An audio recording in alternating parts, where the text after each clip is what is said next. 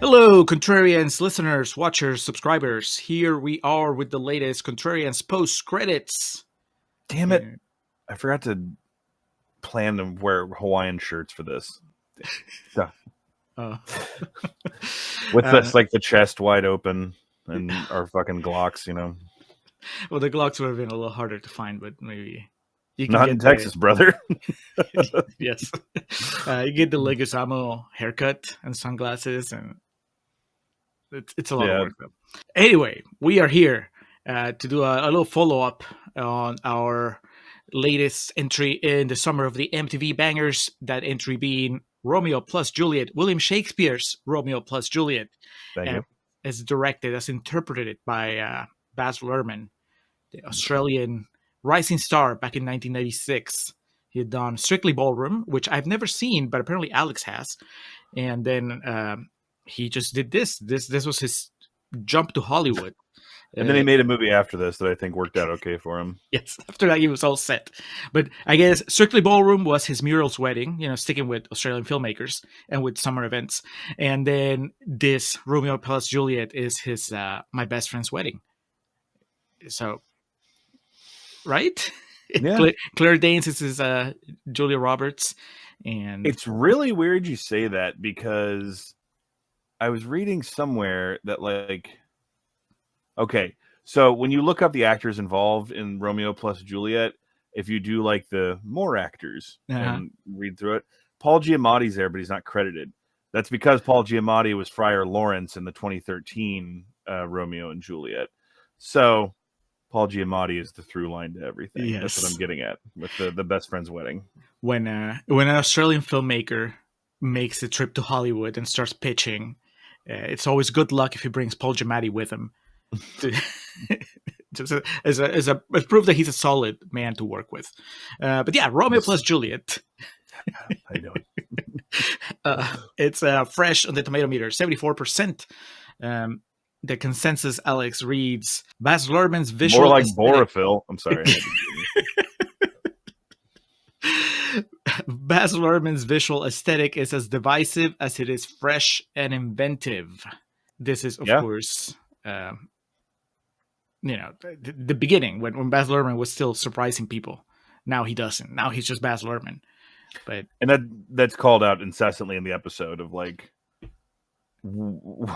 I can't unsee Australia, so I can't put myself in the shoes of the first time I watch this, and, like, what was I thinking? Oh, this guy's kind of bringing a fresh take to things. It doesn't seem too divisive.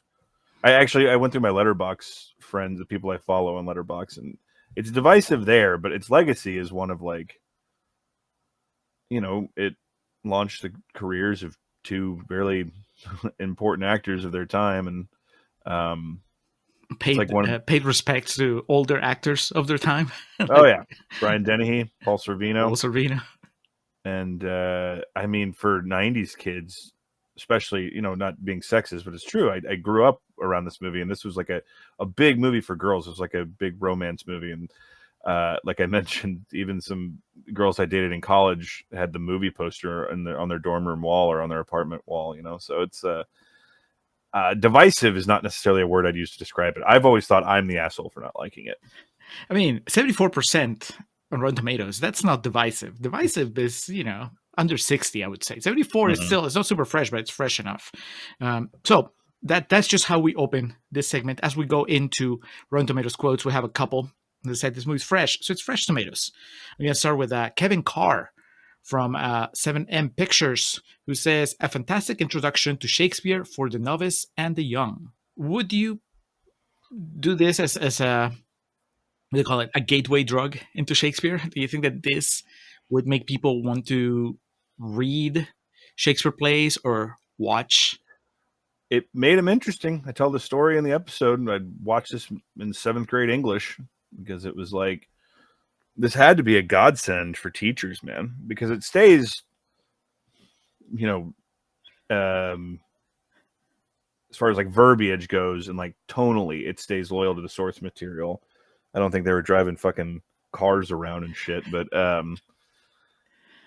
Yeah, this. I remember my English teacher, vaguely. I remember at the time being like, "Yeah, it's like a modern retelling of it." And I'm sure you've had English or literature professors or teachers that hate like movie versions of famous books or what.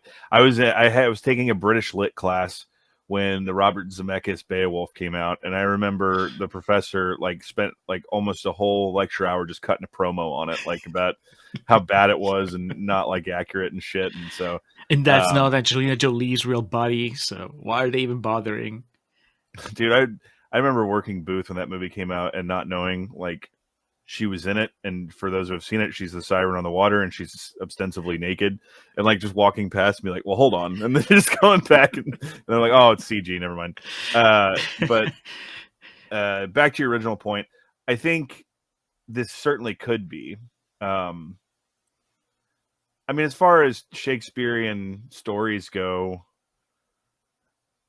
just in general, I think Romeo and Juliet's like the entry level story. But if you're a teen, a preteen in the mid 90s and you got Leo up there and Claire Danes and shit, and I could easily see, people being like, well, I want to know more what this Bill Shakespeare cat did.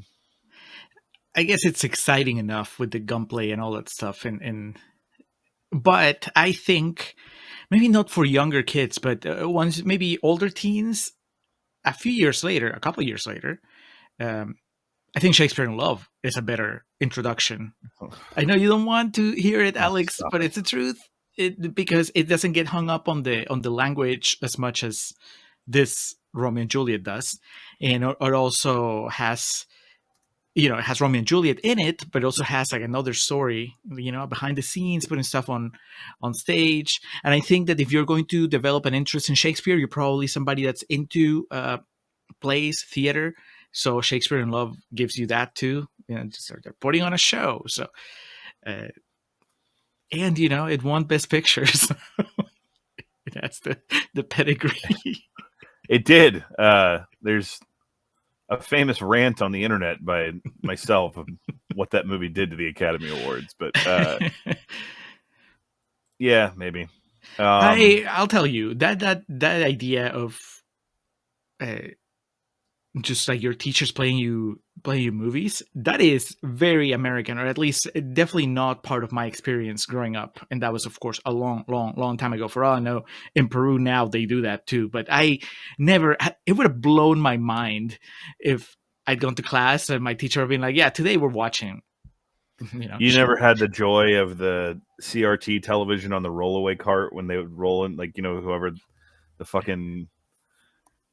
Was it the assistant principal? I'm trying to remember, but like the groundskeeper would roll into your room because your teacher rented it for the day. So to be clear, it's not like we were fucking watching Weekend at Bernie's in the classroom, but movie day was reserved for like the Friday before holidays or whatnot, or the last day of school. But on occasion, if a film was deemed to have merit, I think it might have mentioned in the episode, like they showed us The Patriot when we were learning about the Civil War. Okay, come on.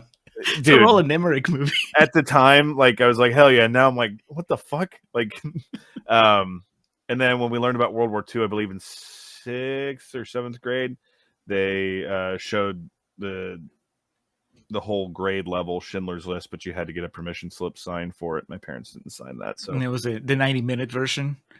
Yeah, the Gone with the Wind, where there's no war. What I will say is, if it is a gateway drug and you end up watching the Emma Thompson Much Ado About Nothing, it's covered on our Patreon channel. So yes, watch it and check that out. Yes, yeah. I think that there's definitely, this is on the approachable side, and I think that you could also accidentally turn somebody off Shakespeare if you show him the wrong adaptation. I think that there's some that a little denser, and that maybe you should wait until you're a little more familiar with him and his work before you check out Kenneth Branagh's Richard V, or one of the more complicated ones, the less fun ones. Coriolanus. That's the final test. All right. And then, Alex, this quote made me laugh. Kat Hughes from THN says Romeo plus Juliet is a stunningly detailed, perfectly cast, fun fueled, immersive experience. A true love letter to one of the best movies of the 90s. This event is an absolute must for fans. Get ready for the party of the summer. This is dated 2018.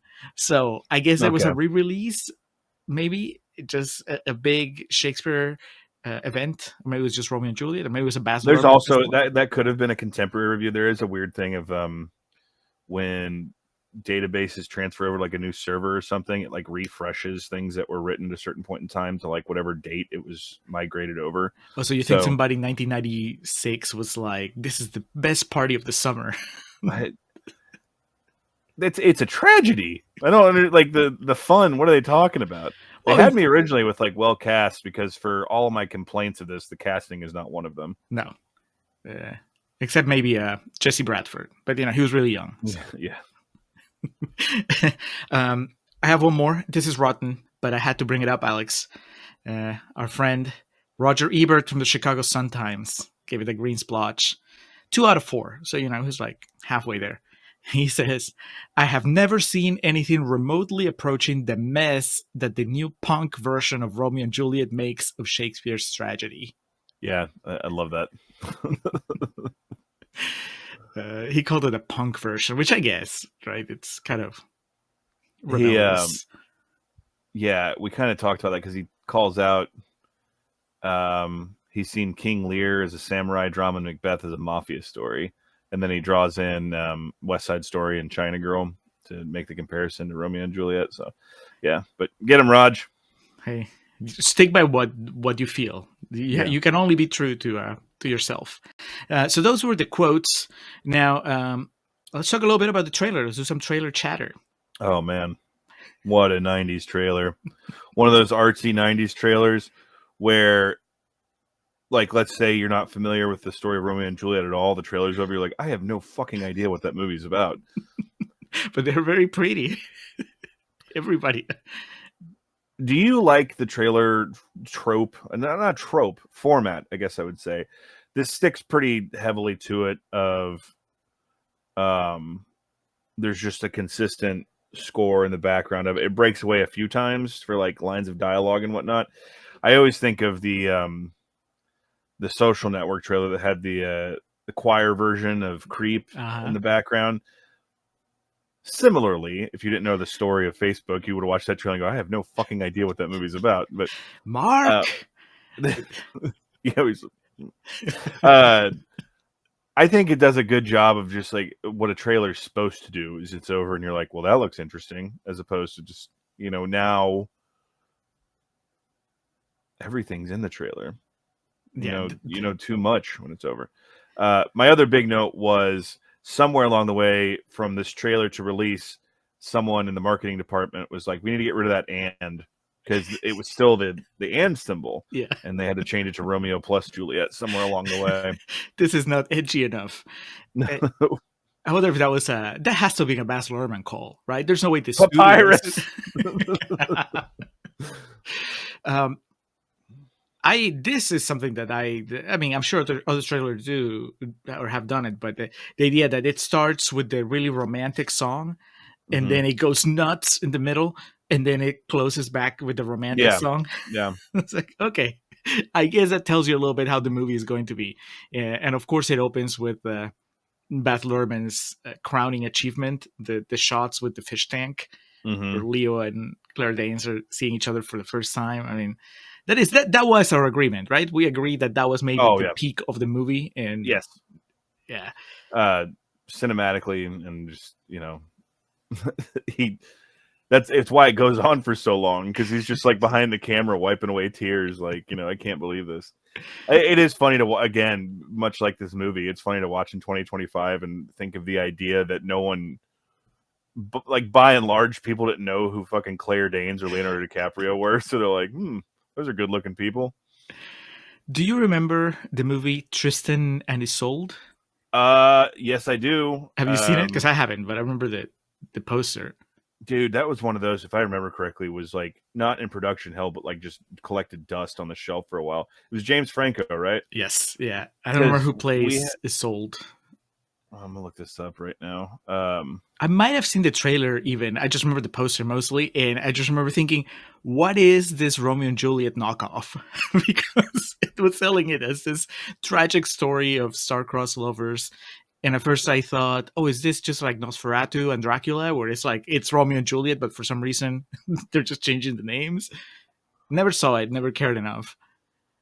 it was Sophia Miles, which I don't even know who that is. No Claire Danes. Nope. Henry Cavill's in it. I might have been confusing it with something else as far as the just being done and not released, but I do remember that wasn't Cinemark. That was the summer I worked at Blockbuster, because it came out in January of 06, and I worked at Blockbuster that summer. And I remember it was like the hot thing that people were coming in to rent and whatnot. And so like maybe I know I have some ephemera of it somewhere. Maybe it's like a button or some shit I had to wear. But yeah, that's I just remember the trailer playing on fucking loop. You know, I don't know why, but you know, we look at this trailer. We've watched the movie, of course, Romeo and Juliet, and it's like that's what happens when it all works out. And then Tristan and Isolde is what happens when you don't quite make it, right? Because you could also, that was at the time when I think that you looked at that poster and you're like, that James Franco guy looks familiar, but I don't know who that is. And then the girl, what was her name? Miles? Sophia Miles. Sophia Miles. I mean, same thing. You're like, I don't know her. And then there's an alternate timeline where you know her the way you know Claire Danes now, but never happened. There it is. The tagline was, before Romeo and Juliet, there was Tristan and Isolde. Oh, there you go. That's why. It had Tony and Ridley Scott as producers too, so I know that's probably what they fucking led with. From producers, Tony and Ridley Scott. Yeah, a very 90s trailer that kind of got me like fired up by the end. Like, I want to watch it again. Yeah. All right, well, that was the trailer. Before we go to trivia, of course, we have to do the Josh Gad Minute. Shakespeare Josh Gad. How are we going to do this, Alex? There's a few ways you can go about it. So I came up with 3 possibilities. I don't like 2 of them, but you can have him. You can make him up a little bit. Well, shit. If it was present Gad in there with these 2, he would look older than them to begin with. So he could be Father Lawrence, which unfortunately takes away big exposition. Pete Postlethwaite. Pete Postlethwaite's going to be shown the door. He could be the apothecary, which I'm always a fan of Emmett Walsh getting work. But Josh Gad, 3 lines, just looking sketch in the background. He could pull that off. I think, though, the move is just to flex what I think he could bring to the table for this, is he takes over the role of Samson, who was played. Sorry, Jamie. Come, Scream. I think you're going to be doing all right for yourself. So I think take Jamie Kennedy out, because all he's there to do is to be like the goofball in this story. Yeah. And so I think Josh Gad could at least, deliver on the laughs in that regard. But like I said, there's some other food for thought of what he could bring to the table. Right. So if he's gonna replace Jamie Kennedy, then you have to de-age him. You're talking about like Gad back in the I'm talking like rocker Gad. Yeah. Right. Yeah. You can also Gad. Well, you can also de-age him and kick out the weakest link in the movie. You kick out Jesse Bradford, and then Josh Gad becomes the reason why they both die. But then you have to deal with the fact that he was a bit more husky when he was younger, so like you have to work in the bit of him being out of breath when he like runs back to Romeo to he grabs his knees, bent over, Juliet, Romeo.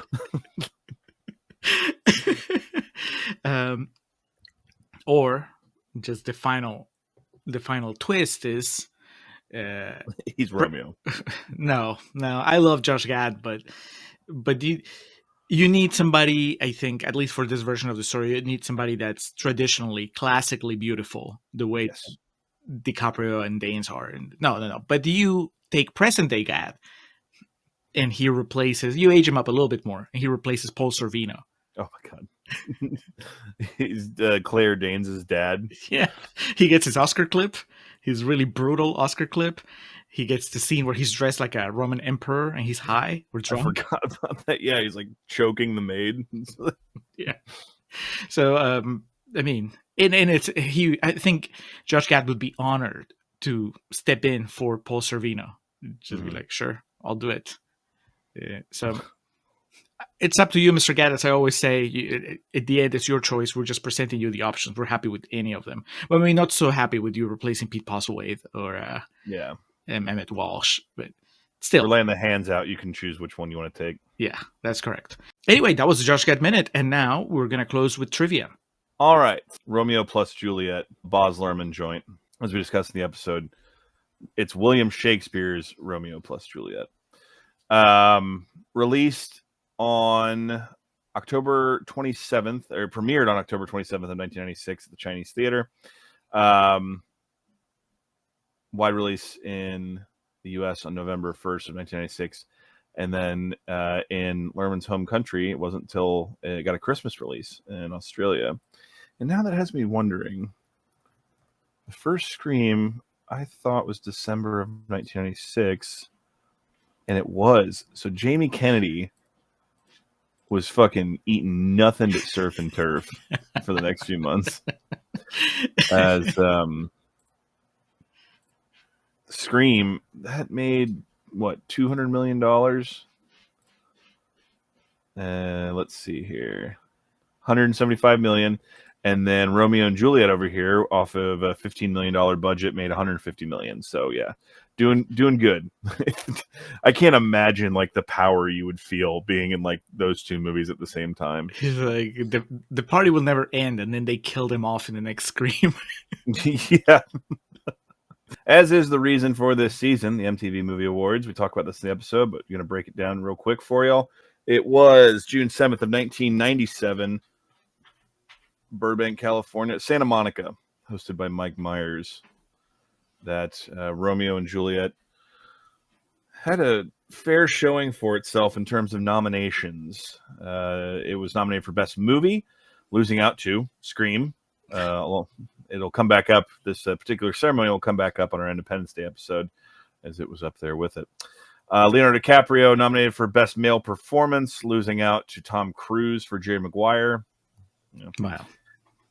Nominated alongside Eddie Murphy for The Nutty Professor, Will Smith for Independence Day, and John Travolta for Phenomenon. Best Song from a Movie, Garbage #1 Crush was nominated, but lost out to Machine Head by Bush, which I talk about in the episode. That song fucks, so no complaints here. Claire Danes, Leonardo DiCaprio for Best Kiss, lost out to Vivica A. Fox and Will Smith for Independence Day. Again, it will be discussed in the future. Best on-screen duo, Claire Danes and Leonardo DiCaprio lost out to Nicolas Cage and Sean Connery for The Rock. And Claire Danes brought home the only bucket of golden popcorn for this film, winning Best Female Performance for her role as Juliet, beating out Madonna and Evita, Helen Hunt and Twister, Neve Campbell in Scream, and Sandra Bullock in A Time to Kill. Man. You want to talk about the Oscars fucking up? That's the real Best Actress category right there, man. Helen Hunt and Twisters might be a stretch. I don't think that she's on the same level as everybody else. Yes, but don't you read it and you're like, yeah, that sounds like 1996. Absolutely, yes. I can't remember if I brought this up in the episode, but I've been trying to make a habit of every time we do these, mentioning who won the Lifetime Achievement Award. And this was the year it went to Chewbacca. If I remember correctly, also, they got the actor who portrayed him in the original trilogy to don the suit and walk down the aisle with it again. Peter Mayhew? I think that's his... that sounds right. And Carrie Fisher was there. I remember that. Yeah. So, because it certainly didn't used to be better. At the 69th, nice, Academy Awards, Romeo and Juliet. You would think by, like, if someone who was 20, and was raised like in today's film culture, watched this movie, they would assume in their head, right, that like this got like a ton of like nominations and stuff. Uh, You would at least well, think like, oh, Leo and Claire Danes got nominated. Like you would think something like that. yes, but also it's complicated with the Academy because so much depends on like what else was out that year, and so No. I'm just saying like, I know that, you know that. I'm saying someone, oh yeah, the normies. a younger person, yeah, or the normie, like in the same vein that people are like astonished to find out that Rocky won Best Picture when it came out because Right. they just know like the system that they know. So Romeo and Juliet was not nominated for much of anything at the 97 Academy Awards. It was nominated for Best Art Direction, of which it lost to The English Patient, which that was the year that baby cleaned up. Well, there's your answer, Alex. When the Academy was dead set on honoring the English Patient, which is it has a complete opposite energy of Romeo and Juliet. just let's just lie down. Like Ray Fiennes is like on his deathbed half that movie. So what was the last like? Well, you would know much better than me. The last like huge downer that got like a ton of shit at the Academy Awards. Green Book. It was a downer for all of us. I don't think it won anything, but I remember Moore was nominated for Best Picture, Best Director. I think so. And that movie is not a good time at the cinema. I'll tell you.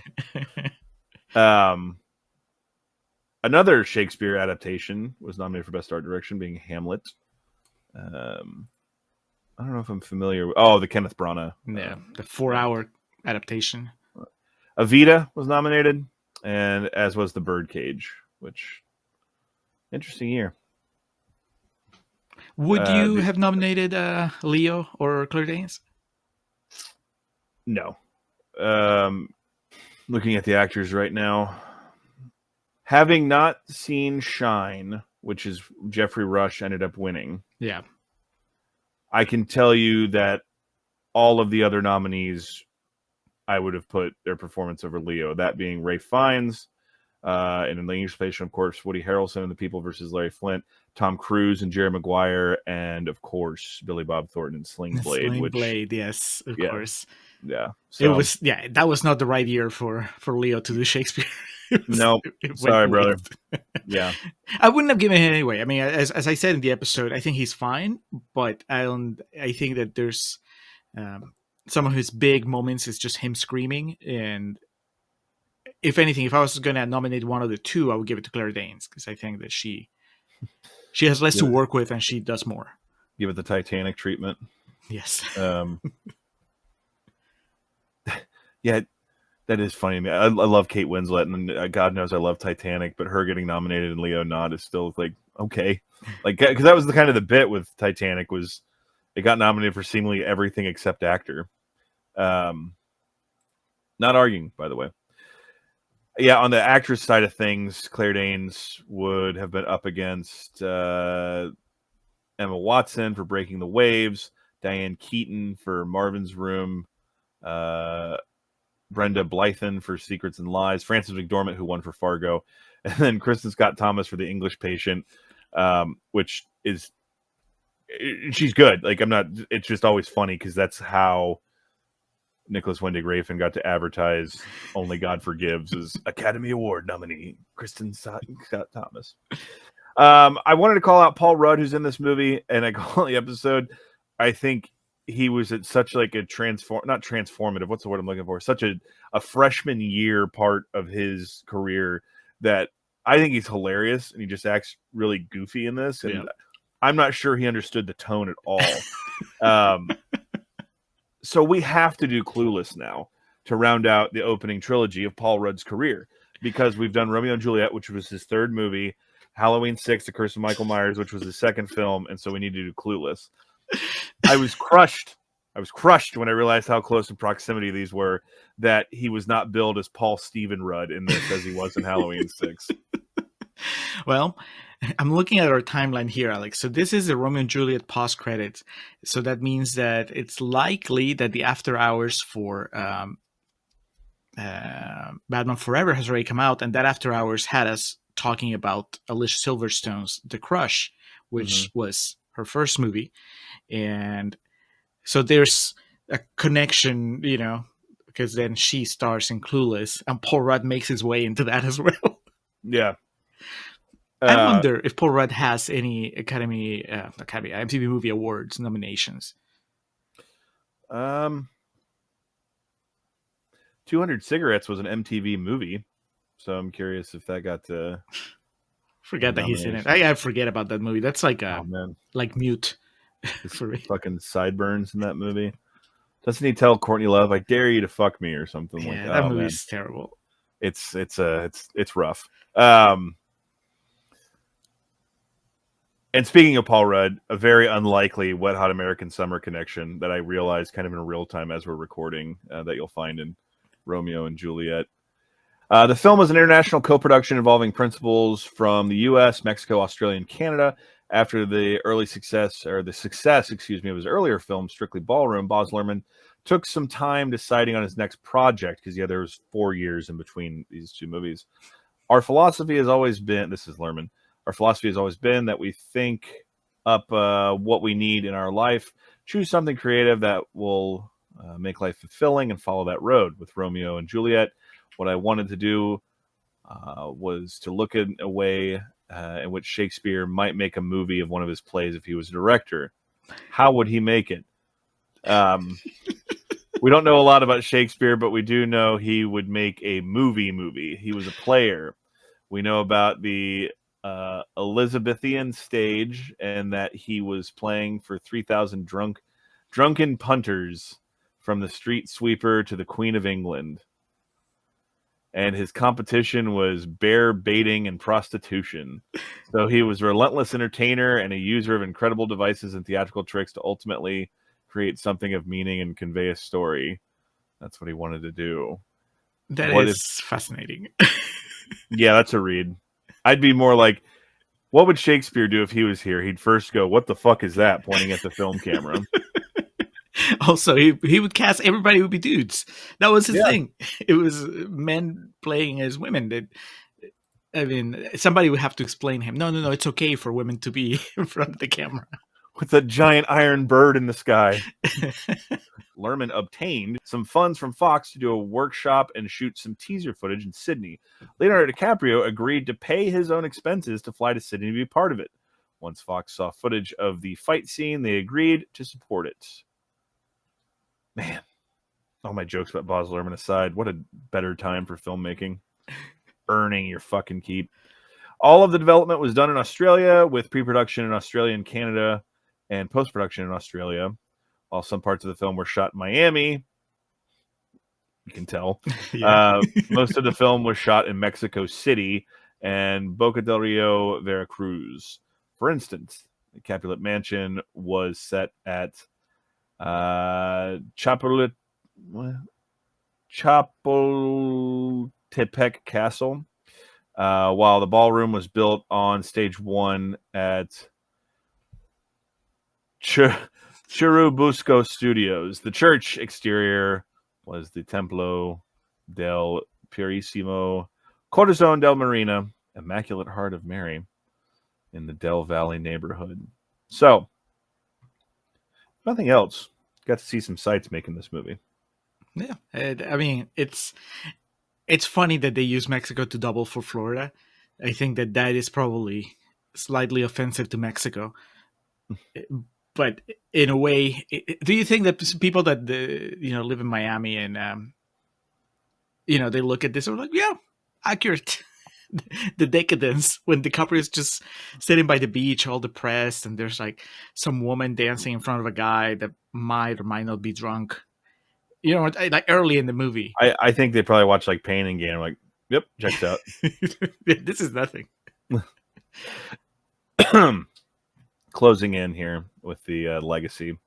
The film maintains a popular reputation amongst English teachers as a means through which to introduce secondary school children to the play. Boom. Although not to every critic's taste, the film is now recognized as one of the most influential Shakespearean film adaptations ever made. retrospective reviews are generally positive. While discussing Luhrmann's adaptation, there are comments that include the most consistent source of delight in Luhrmann's movie, the way he sticks so close to Shakespeare yet manages to update the bard's play so thoroughly, and lamenting the lack of Oscar success, though it was sadly overlooked at the Academy Awards. That is something, like I was just saying, that would be a retrospective take to have. And in an updated review on RogerEbert.com, a headline that comments how the film is irreplaceable.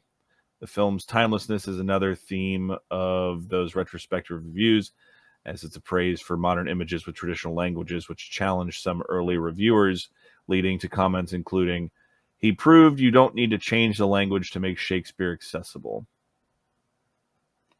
Man, I really hope that revised review is written by Ebert and not by, one of those people that have been writing on his website after he passed. It was written by Roxana Haddadi.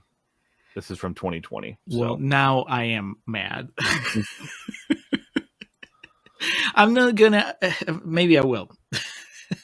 My rant about how it's RogerEbert.com, and so there's just part of me that I understand you're honoring his legacy and you're all people that used to work with him, but in the end, it's not Roger Ebert Reviews, so maybe you should call it something else, especially if you're going to write like a review that contradicts a review that he wrote in the past.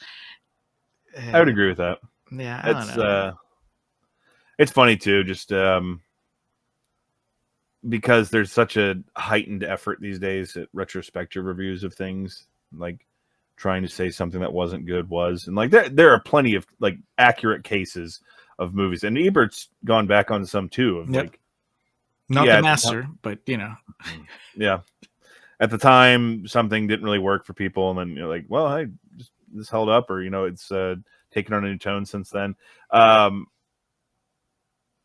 wouldn't say that about this movie. I think a movie like this released in 1996, I'd be comfortable in saying all those reviews that came out at the time were really how people felt about it, and not just some like confusion about what was happening. But do what you need to. Anyway, Romeo plus Juliet. That's what we got. If you haven't already, go check out the episode.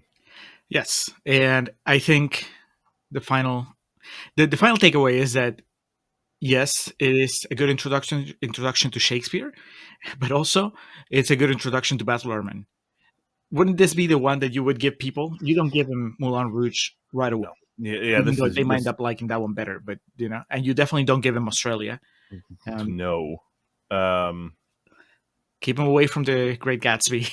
Yeah, and I don't even know about Elvis, and I never will. But yeah, this is based on my experience. This is the entry point. Yeah. After that, continued your the gateway drug of the Greatway drug. Yeah. Yes. But anyway, that was Romeo and Juliet. Like Alex said, listen to the episode, watch the movie if you haven't. It's on Hulu right now. Coming up next, we're closing this month of the Summer of the Bangers with a different kind of bangers, even though we're sticking to the romantic side of things. This is going to be the... I don't even know if this is what is this, Alex? A thriller, an action movie, or is it just a love story? It's Kevin Costner and Whitney Houston in The Bodyguard. And you may not know the movie, but you know the song. I was about to say, an immortal film based off a song that came from it. It's a thriller romance is how it's billed. All right. A good time at the movies. That's what it is. So watch The Bodyguard to be ready for our next episode. Thank you for watching. Thank you for listening. And we'll talk to you again soon.